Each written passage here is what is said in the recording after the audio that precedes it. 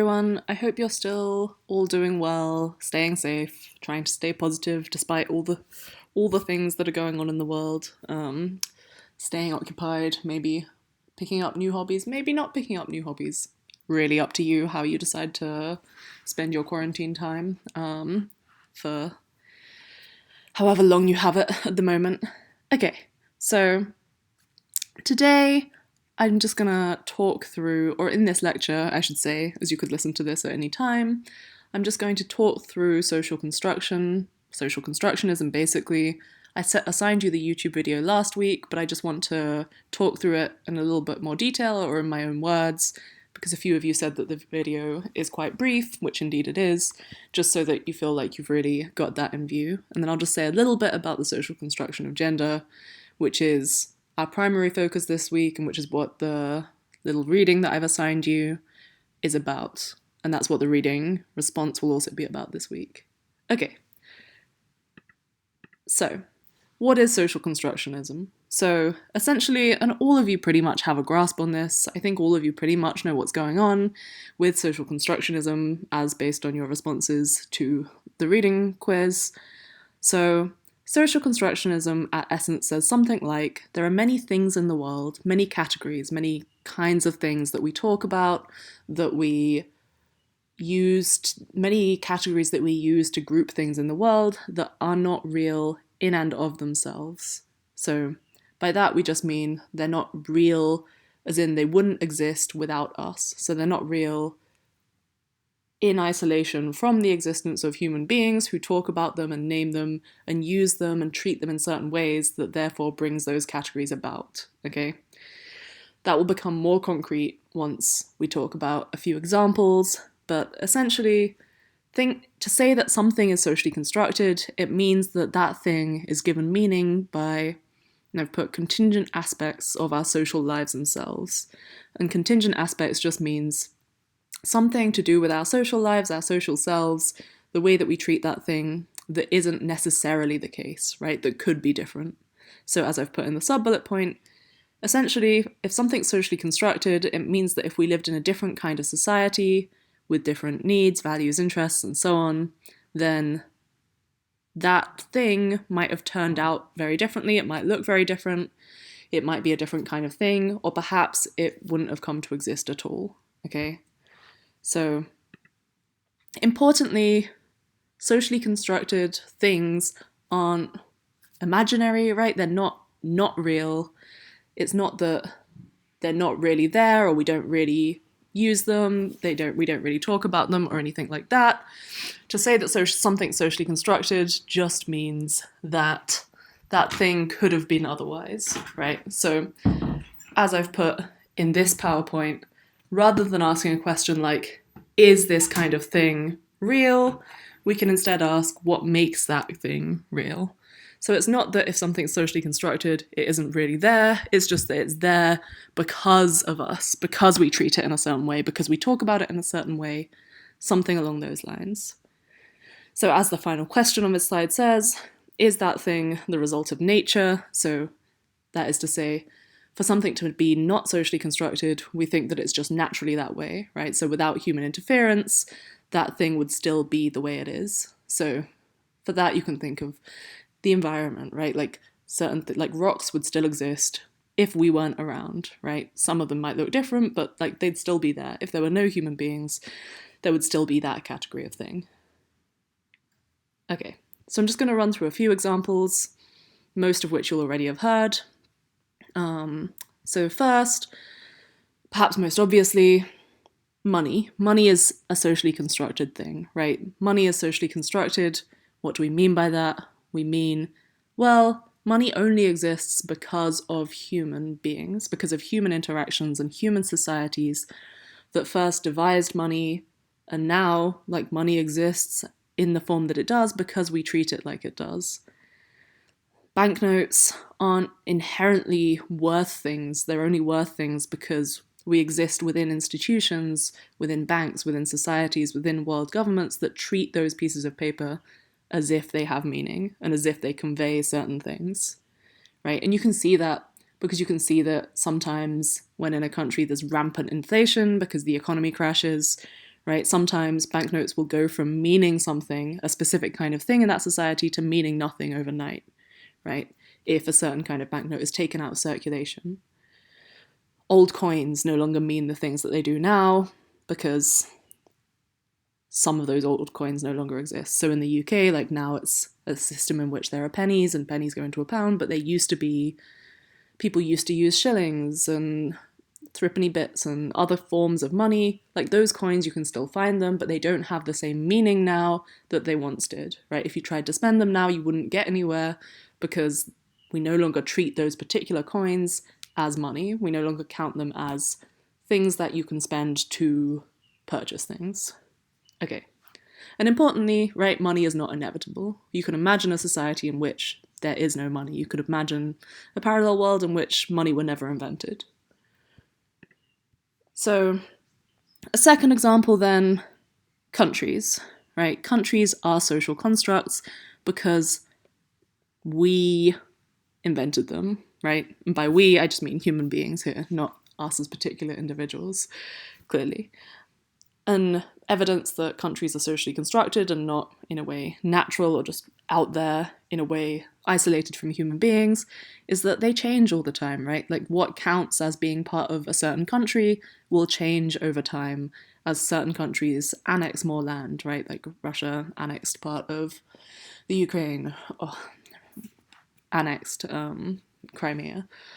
As China expands into other territories, right? As the United States of America has expanded as more states have become part of the United States of America, right? And that isn't inevitable. That didn't necessarily have to happen that way. In the same way, states, nation states, countries come into and out of existence. So there used to be a country called Yugoslavia. It doesn't exist anymore, right? Now there's a bunch of different European countries there. But that country that used to exist no longer exists. All of that is just evidence of countries being socially constructed, right? Being something that exists in the form that they do now because we, human beings, treat them in certain ways. Okay. My last example is less straightforward. And if this is a little bit confusing, it doesn't matter to you, like it doesn't really change anything. I just thought that I would throw it in to try and expand a little bit on the distinction that the video made between weak social constructionism and strong social constructionism. So for the weak social constructionist, this example I'm about to talk about doesn't make sense, but for the strong social constructionist, what they want to say is something like, look, even natural things, like even things that are just out there, like planets, nobody's denying that the planets are out there independent of human interaction, right? So Venus doesn't exist because human beings treated it in a certain way, right? Venus just exists. Venus is just a planet that's out there.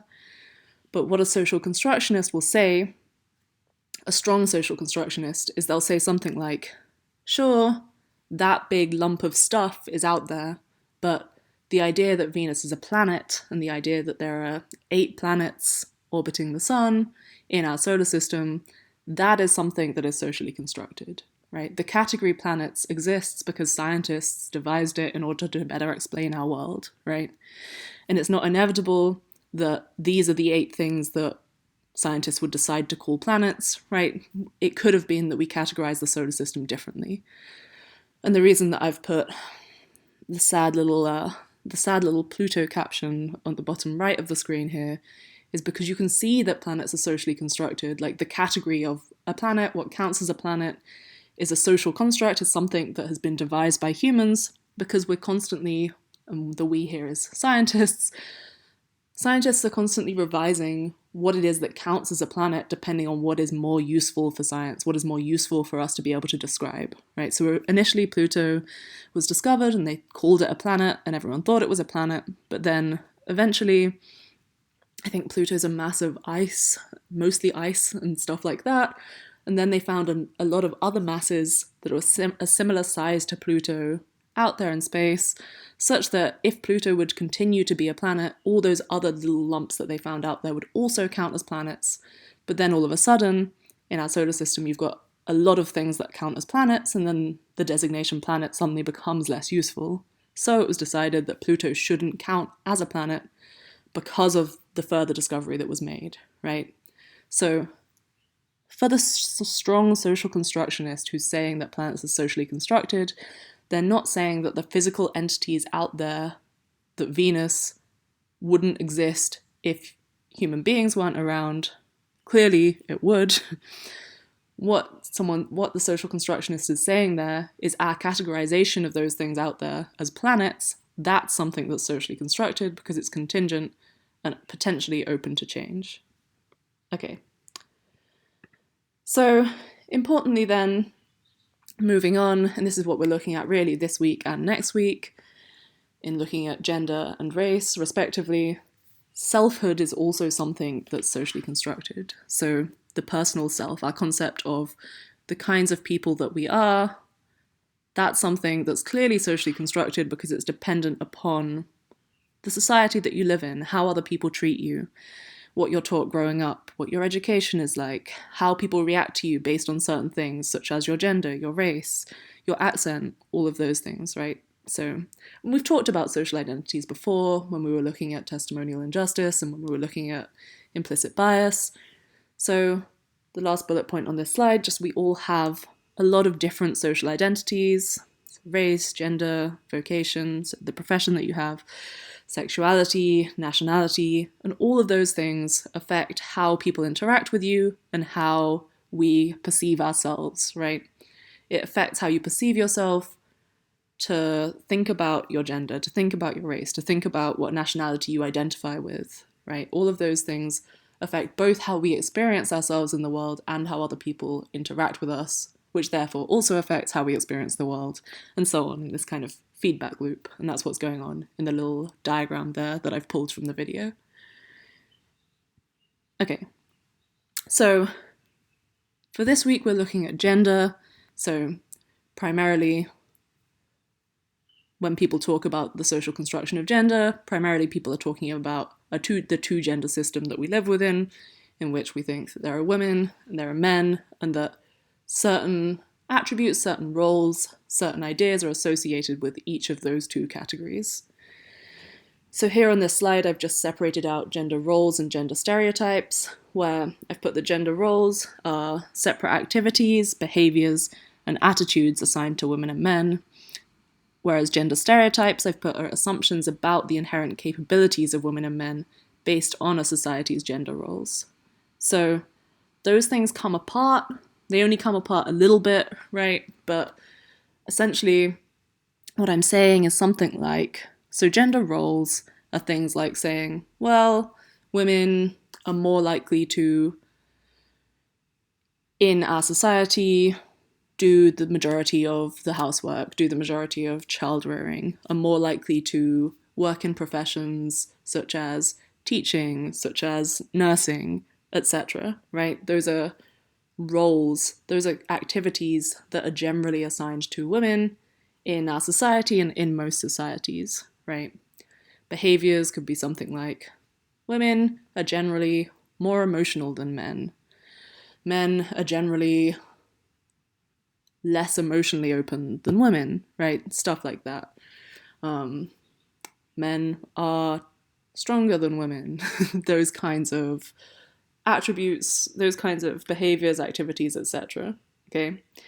Gender stereotypes, on the other hand, are a little bit deeper than gender roles in that they follow on from gender roles, from like activities that tend to be associated with each category, to then say something about the actual capacities of those two categories to do certain things, right? So it's a gender role to say women tend to, in societies, do more child rearing. A gender stereotype then would be to say women are better suited for child rearing than men, or it is when people say things like, it is better for the woman to stay at home with the child than the man in a heterosexual relationship, because the woman inherently, somehow, perhaps because of her supposed emotional intelligence or because of her instinctive link to her baby or whatever it is that someone's going to say there, they're just more capable than the man of raising the child, right? And generally, we're going to want to push back against these gender stereotypes, as well as push back against gender roles being distributed in certain ways, because the idea is that often gender roles and gender stereotypes, as we currently have them in our society, are damaging both for men and for women, right? It's damaging in just a multitude of ways to maintain these categories in this way, right? It's damaging to women to say, to expect them to always rear the child. It's damaging to men to, I mean, as has been talked about a lot, it's damaging to men to perpetuate the gender roles and the gender stereotypes that say that men are less apt to be emotional and less able to talk about their emotions and so on, right? Leads to an inevitably higher male suicide rate than with women and so on. Okay. So there's some repetition here between slides because I suspect I have meant to delete the last slide. But so the third and fourth bullet points here I've already talked about, but gender, as at the top, just a little introductory bit, I just put gender seen as central to social identity, as determining, as I said, when talking about social constructionism and selfhood. Gender's important and we care about gender because it's seen to determine in some way our place in the world, right? It determines in some way how you're treated, what is expected of you, what in some circumstances people expect you to be able to do, to be able to talk about, and so on. Okay. I don't think we really need to go into this too much because I think it's fairly obvious that gender is socially constructed because gender roles and gender expectations about gender look different between existing contemporary societies, right? So that's the second bullet point. Gender roles, gender stereotypes differ vastly between cultures. The first bullet point, I've just put our views of femininity and masculinity are vastly different now from what they were 100 years ago, 200 years ago, 50 years ago, and so on. And thirdly, just gender is generally much more fluid than we give it credit for, right? Traditionally, we think of gender as just being these two different roles, and primarily that's what I've talked about in these slides, but clearly there are more genders than just those two genders, and increasingly people are occupying and talking about other alternative gender roles that we could be occupying, or other systems than just a binary male-female gender system. Okay, I've been talking for a while now, so I think I'm gonna wrap up this lecture. Thank you for listening, and I will talk to you indirectly again soon.